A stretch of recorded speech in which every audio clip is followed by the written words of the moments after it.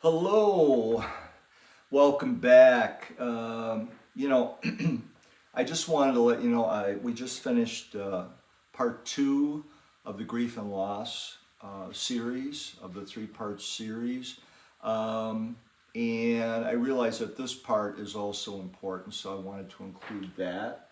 So this is actually part 2B, and it is coping.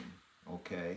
And it's part of coping. We already started talking about coping in the last episode. Again, these are all standalone, so this will go with the part two if you haven't seen it, the regular part two.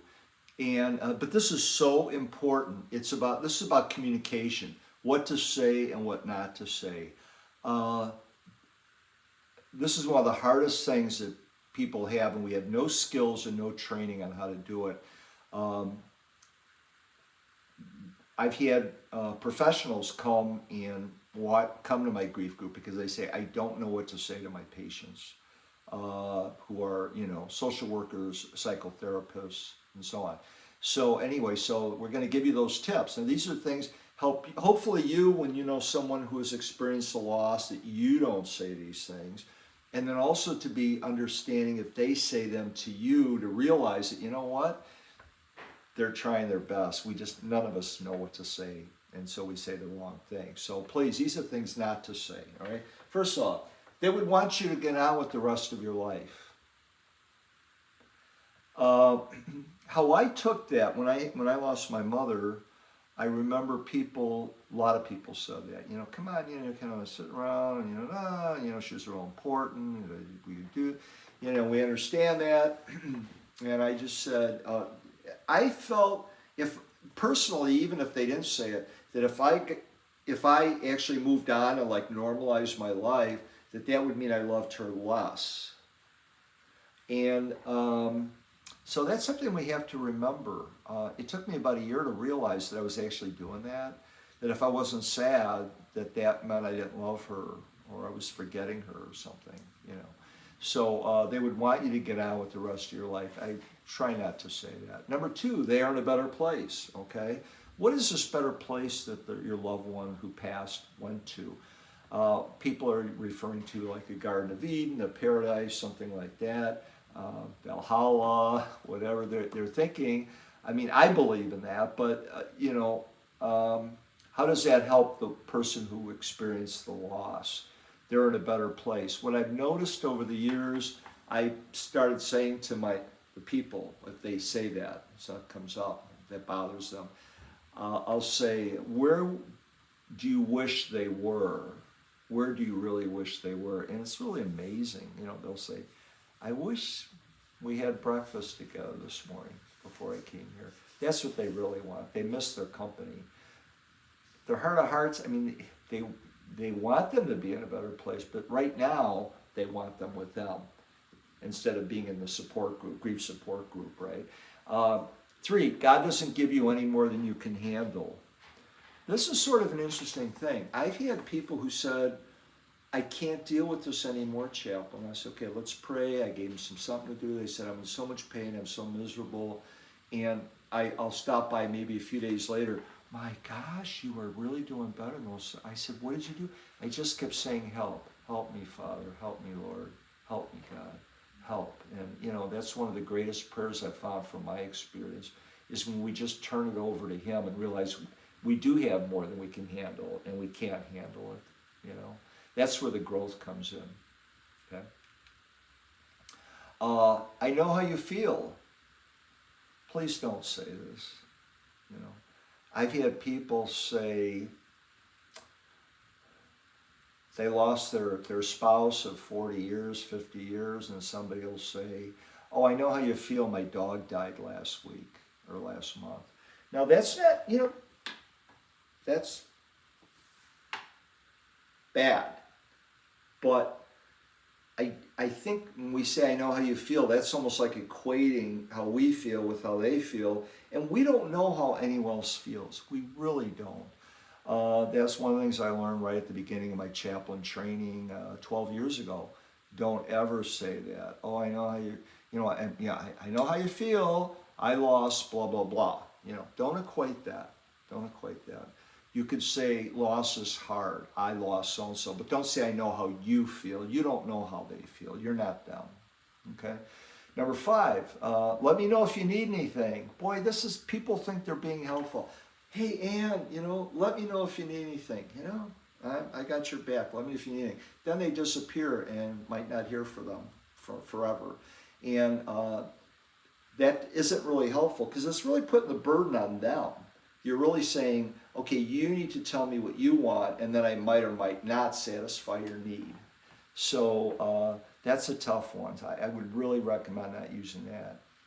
And you don't know what to say, so you say nothing. I remember when my dad died, I was young, I was 25. I was working for Baxter Healthcare, making the intravenous production, distribution for the whole country. And I remember, like I'd go to, even coffee, people would be uncomfortable, or they would, by the coffee cooler or by the photocopier, I'd be standing, they go, oh, hi, good morning. And it was almost like I had, leprosy or something. Like, what is this?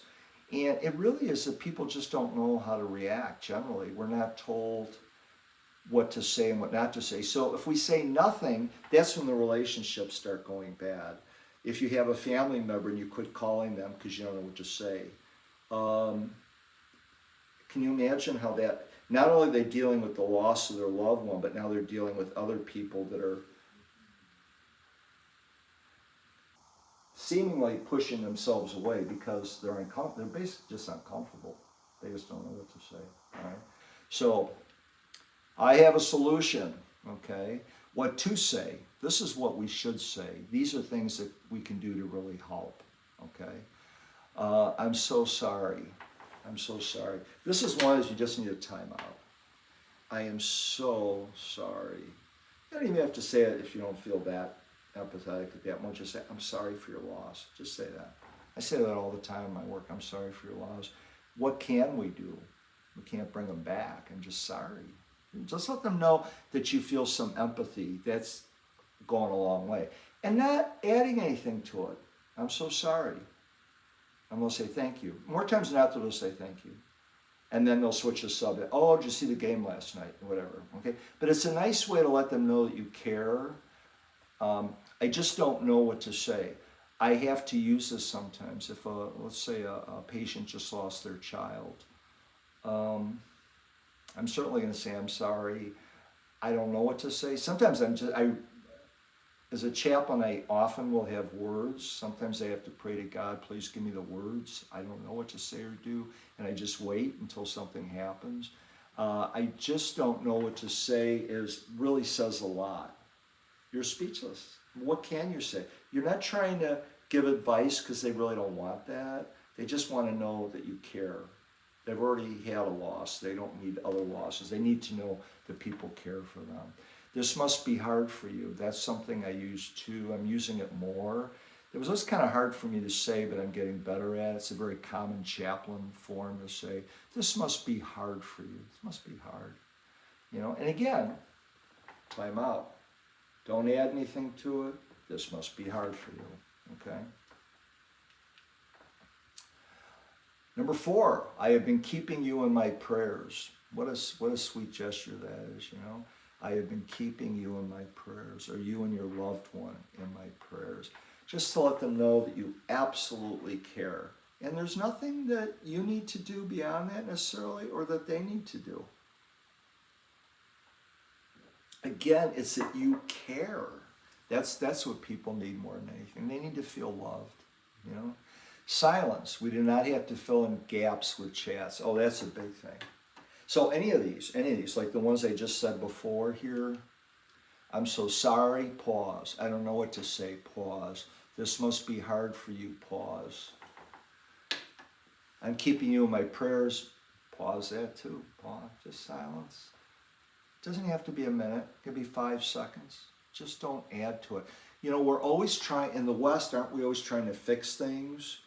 We think, oh, I'm going to help you. Oh, don't feel that way. We don't want people to feel bad. So we offer advice, which often isn't helpful. Okay, invitations. This is a really good one. I'll give you well, I've had a couple recent ones. We had people we know pass. One was actually my wife had a student. She teaches second grade, and she had a student who passed away, and in a car accident. He was a student of hers in second grade, and now he was, I think, 18, 19, something like that. And he was driving with some buddies. They got hit by a drunk driver and died. And so she said, "Oh, she was so distraught. She was just." And I said, "You know what? What is the family like?" She says, I said, "Set them up. I'm a chaplain. Let's get together with them." So we went over there for about an hour and a half. They were just almost couldn't talk. A lot of crying.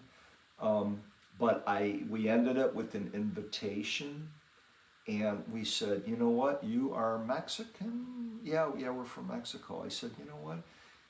It's hard. Chili's is not really authentic Mexican food." "No, it's not." And I said, "You know what? Do you know a good Mexican restaurant around here?" "Yes." "Okay, we're going to invite you. We're going to invite all you guys out. There were about 4 family members. We're going to invite you out. You let us know the date." I actually want to set up a date. Let's do it next week, because it's always good to specify. You know, for instance, some people might say, "You know what? Let's go to the Cubs game. I got tickets for next Sunday." Or, "Let's go to the movie Thursday night." Or, "What are you doing tomorrow? Do you want to go to Starbucks?" Actually make it a formal invitation, not just, "Oh, we'll get together sometime." Actually make it formal and specific, so that they have something to look forward to, and that they know that it's not just an empty invitation. "Oh, call me sometime," or "Call me if you need anything."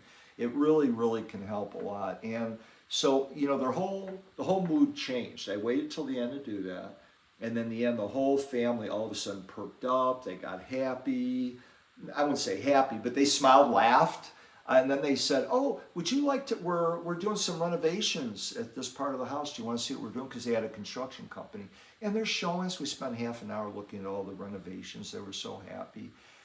They really were. It was almost like they just hadn't experienced the loss. We call it normalizing the situation in chaplaincy. And, you know, just to it doesn't do any good to just constantly be down. Probably, okay. So anyway, so offer an invitation. That's a tremendous thing, okay? So anyway, and then this was one we went over for the last time. We were talking about facing the waves, no shoulds, and so on. So anyway, so this is our part 2 we're ending now, which is coping. And so part 3, I'm getting ready to film that, and that is the mind and the soul, okay? How can we get the mind and the soul together working out, you know, dynamics of that, to be able to move on, okay? And our final goal at the end of part 3, I might even do part 4. I think I mentioned that, the first part of part 2, because I think we might actually do full-bore spirituality and higher power healing. But anyway, we'll see, okay? So that's what we have for now. Thank you so much for joining us. Be well, and again, if you are experiencing a loss, I'm sorry, and stay tuned for part 3, okay? If you have any comments, leave them, and I'll get back to you, okay?